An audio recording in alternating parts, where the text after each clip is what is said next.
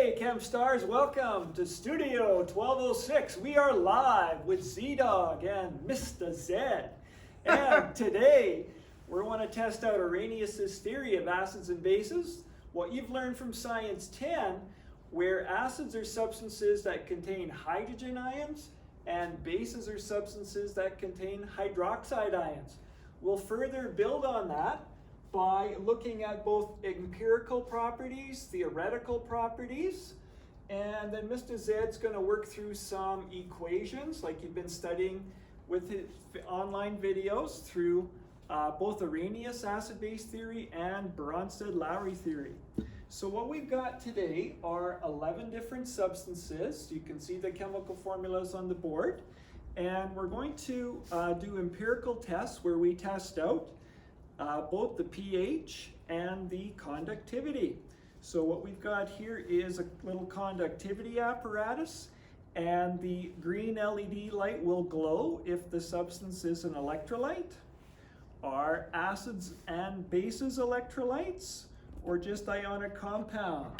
Do you remember your properties?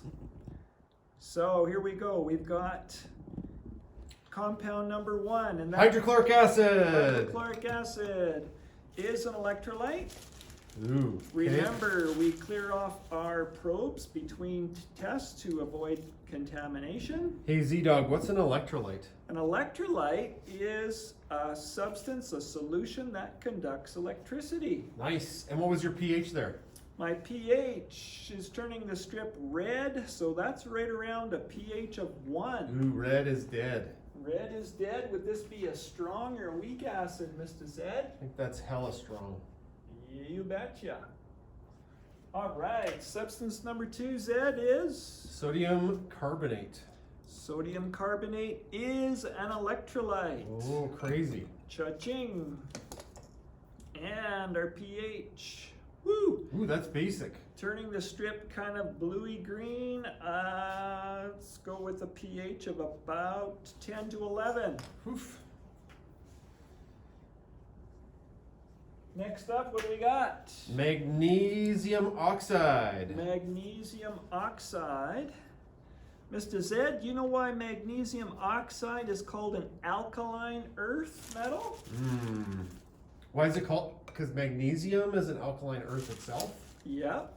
I don't know, it comes from the ground.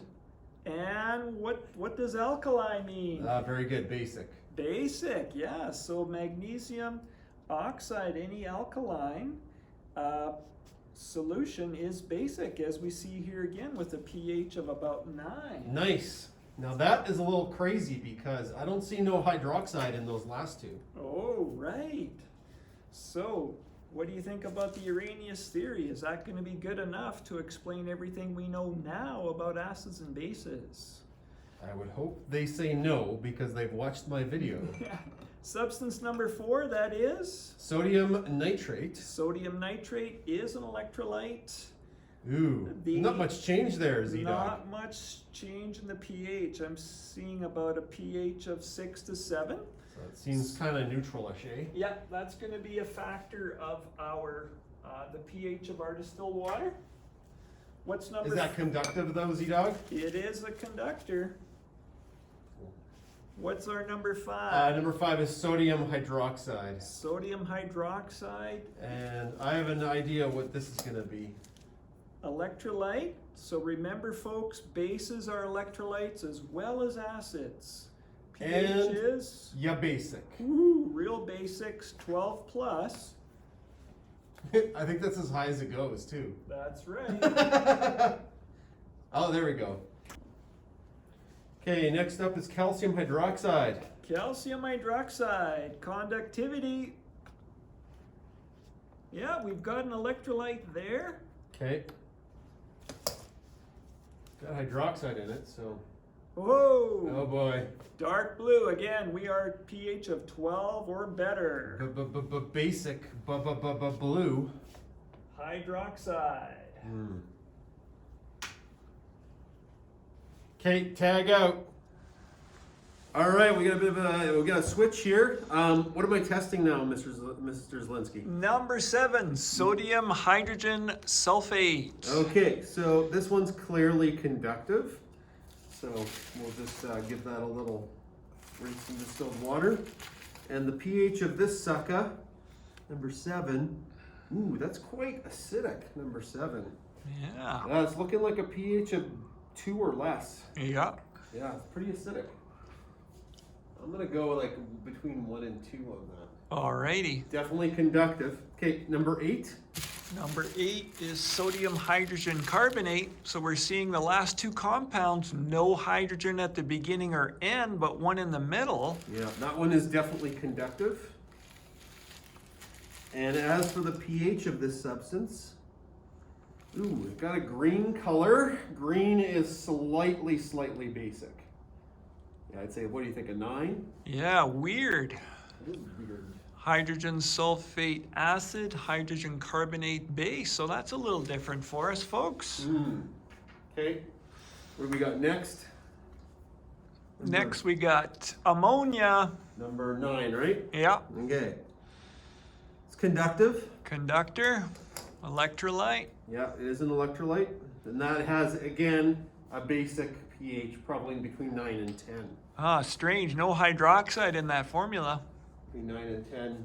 And that conducts, which is weird because there's no metals in it. What the Yeah. heck? Okay, we're on to number 10, which Number is? 10, ethanoic or acetic acid. Okay, that one conducts. Hey, Z-dawg, that looks like it's got a hydroxide in it, hey? Kind of. OH at the end. Yeah. Oh, psych. No, it's acidic.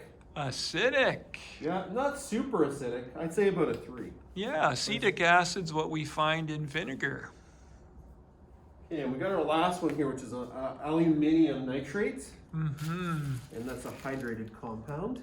It's number what? Number 11. Number 11, yeah. Last one there, Mr. Zed's got That a was star on That's there. super conductive. Super conductive.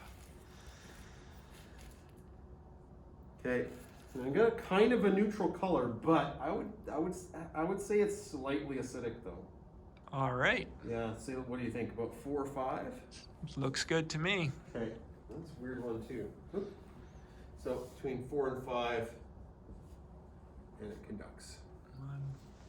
Okay, so hopefully what this lab is going to show you is that sometimes you can't predict what kind of acid or base you have based on the formula. Arrhenius theory falls apart because Arrhenius basically distills down to you need a hydrogen to make an acid and you need a hydroxide to make a base. So we're going to take a look at 2 of these. For example, magnesium oxide we got as a base, and if we look at magnesium oxide's formula, there's no hydroxide anywhere.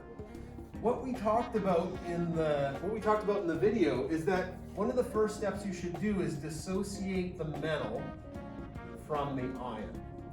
Now, I don't know if you do this, Z-dawg, but that's probably the first thing kids should do is break that metal apart. Would you agree? I agree. Groups 1, 2, and 7 ions, folks, break it down. Yeah, you gotta get rid of that metal. Now, what this not gonna react, but the oxygen ion will. Now, I notice I didn't write this as oxygen, right? It's an ion. It's a non-metal anion, so it's charged. And that's gonna react with water. And I have to use the Bronsted theory because the Arrhenius theory fails, completely falls apart. And the base states that bases take a hydrogen from the water. And that hydrogen goes over to the oxygen and I get hydroxide. And guess what happens to the water when it loses a hydrogen? It makes hydroxide as well. That is evidence of this being a base. So, shows that the Arrhenius theory isn't a complete picture of how acids and bases work. Now the other one, let's take a look at the acetic acid, CH3COOH. It appears at first blush to have hydroxide in it, but it's an organic acid, and we're going to talk about those in a really short video on Wednesday, so this will go with the lesson today. The evidence shows that this is an acid. So I have to give away a hydrogen. Now, if you find this in your table, and you slidey finger to the right, it'll tell you what's lost. It's actually the hydrogen at the end is lost, giving it to the water, making hydronium. I'm going to run out of room here. Oh, woohoo. That's the thing that's left over. So again, the Arrhenius theory isn't a perfect picture of acids. It's not. You have to use the Bronsted theory as well. Now, one thing I'm not going to get into is the aluminum nitrate.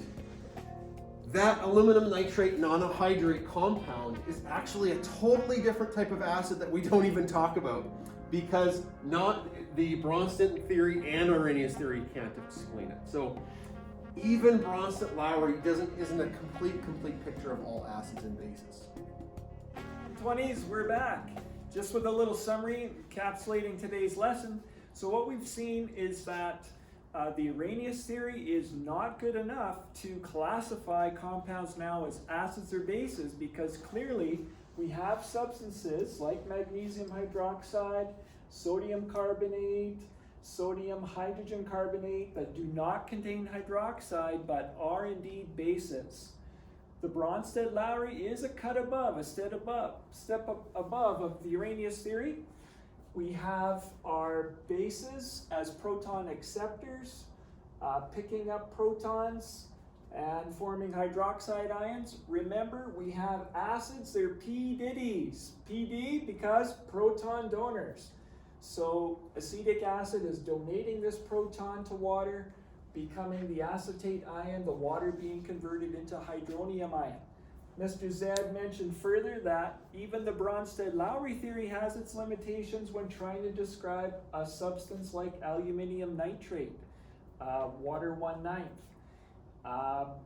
Also remember, empirically, acids have a pH lower than 7, bases have a pH higher than 7, neutral being pH equals 7, and both acids and bases are electrolytes.